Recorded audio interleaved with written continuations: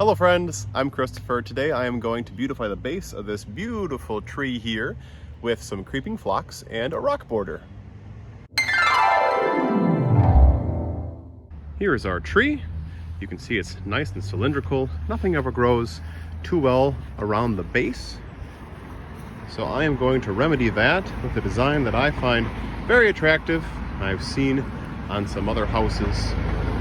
Creeping phlox, rocks.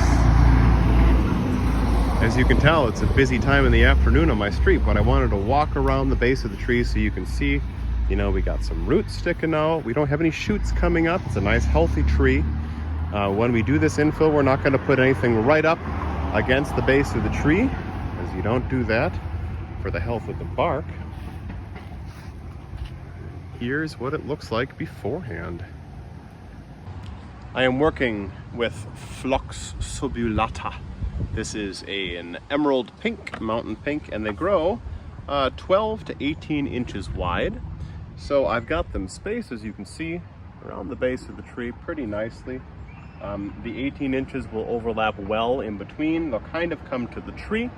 I wish I had 2 or 3 more plants, but I bought out the nursery with what they had.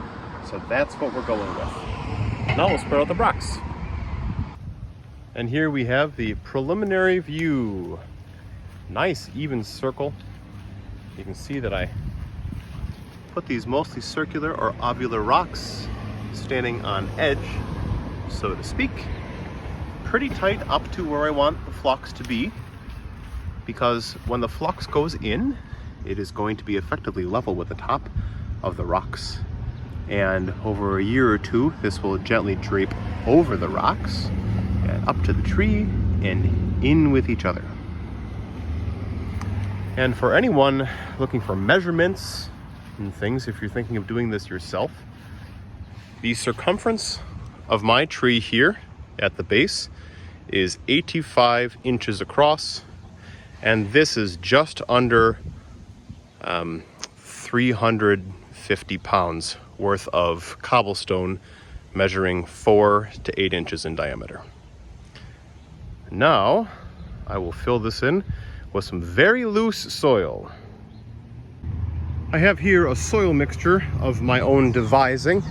It is 2 ends of bags of potting soil and black dirt, a whole bunch of perlite, and some sphagnum moss.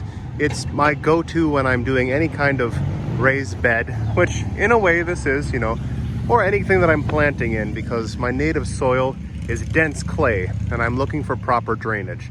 And this does not clump nicely, so this will be perfect for that. Now, this 1 wheelbarrow should be more than sufficient. It should also be noted that I pulled out all of the grass and weeds that were growing in between here before we put the soil down. It just looks so fresh like this, I almost kind of hate to put anything in it, but that is why we're here. I'll be keeping the soil as far away from the base of the tree. Like I said, this is effectively right base level of the tree where I came out, because the stump of the tree was here and then the ground kind of rolled down. So this is level now with the base of the tree. So we're not adding soil up onto it. Anyways, I'm gonna dig down some holes and put these in. Well, here we are. And everything is in ground. Happy to say it was a pretty easy job, fun to do. For the record, I'm using a garden knife with a nice serrated edge, and it's pretty narrow. That's because I didn't want to use a great big spade and damage any kind of roots that were going out. I found some for 2 of these plants, so I was able to use the knife and finesse around the root, and then cut the root ball of these to neatly shape around that and go down. In case you were wondering, didn't want to disrupt the tree. So as I was going along in here, doesn't this look nice? I just love it. You see how these fan out here? They're, maybe 10 inches on center. So they will all fill in the course of the next year or 2. But of course, packing everything in nice and tightly, keeping the soil away from the base of the tree, anything that was additional. What else can I say? This is kind of hard to see. Can you tell a color difference here? This darkness is moisture from grass and soil that was here before. So if anything, I've I've brought more, I've exposed more bark. So that's better for the health, long-term health of this. You don't want to girdle it by suffocating, that's not girdling, but you don't want to suffocate the bark by putting mulch and soil up against it.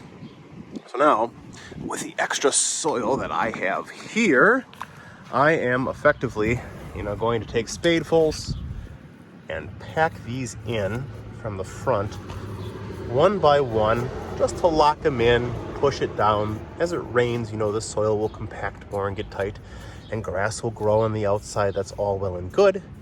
And over the years, not even the years, one good winter, these will smush down and be well in place. I'm not worried at all about these rolling around, but that is effectively the last step, and then we dress it up.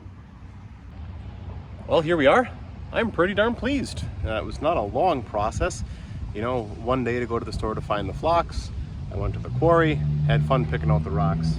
This whole spiel took me just under 2 hours, including filming.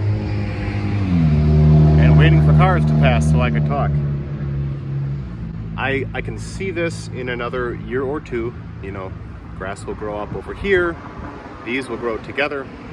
It will flow over the tops of these rocks gently, and it will all blend seamlessly from ground into this next layer up here. It won't look so artificial, which is the look that we're going for. And that is it. I've been wanting to do this project for a couple years, and I finally did. We've all got projects like that, don't we? So, what do you think I did right? What do you think I did wrong? What would you have done differently? Go ahead and leave a respectful comment down below. And thanks a lot for watching. Happy gardening. Take care, guys. Bye.